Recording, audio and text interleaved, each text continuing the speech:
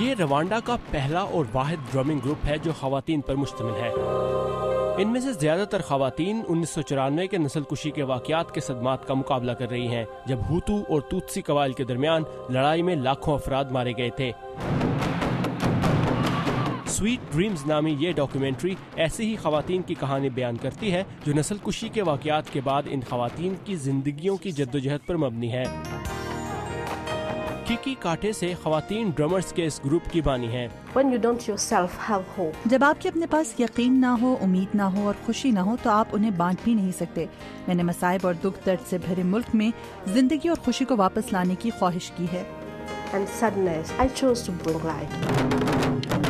اس group میں drums بجانے والی خواتین کی عمریں 16 سے 60 سال کے درمیان ہیں۔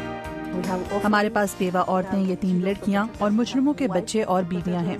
اس گروپ کو بنانے کے کئی سال کے بعد کیکی کی ملاقات جینی ڈنڈاس سے ہوئی، جو نیو یارک میں ایک آئس کریم پارلر چلاتی ہیں۔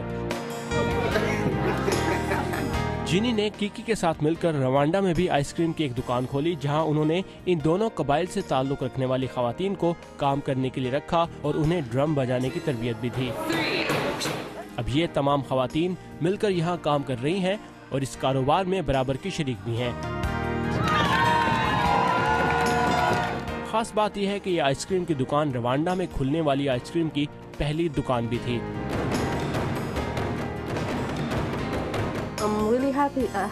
مجھے خوشی ہے کہ ان میں سے کچھ نے مزید تعلیم حاصل کی، کچھ نے اپنے گھر بنائے اور یہ کہ وہ اپنے پاؤں پر کھڑی ہیں۔ اس ڈاکیومنٹری فلم کو واشنگٹن میں ہونے والے سلور ڈاکس فلم فیسٹیول میں بھی پیش کیا گیا، جہاں اسے بہت سراہا گیا۔ اس فلم کو بنانے والے لیسا اور راب فروکمین ہیں، جو بہن بھائی ہیں۔ ہمارا مقصد ایک سماجی تبدیلی کو غیر روایتی طریقے سے پیش کرنا تھا۔ میرے خیال سے اس طرح سے چھوٹے چھوٹے پروجیکٹ بڑے حکومتی پروجیکٹس کے مقابلے میں لوگوں کی زندگیوں پر زیادہ اثر انداز ہوتے ہیں۔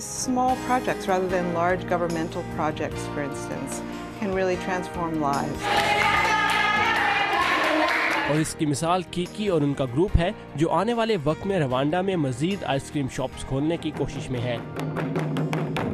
جولی ٹابو کے ساتھ ثاقب الاسلام، اردو VOA۔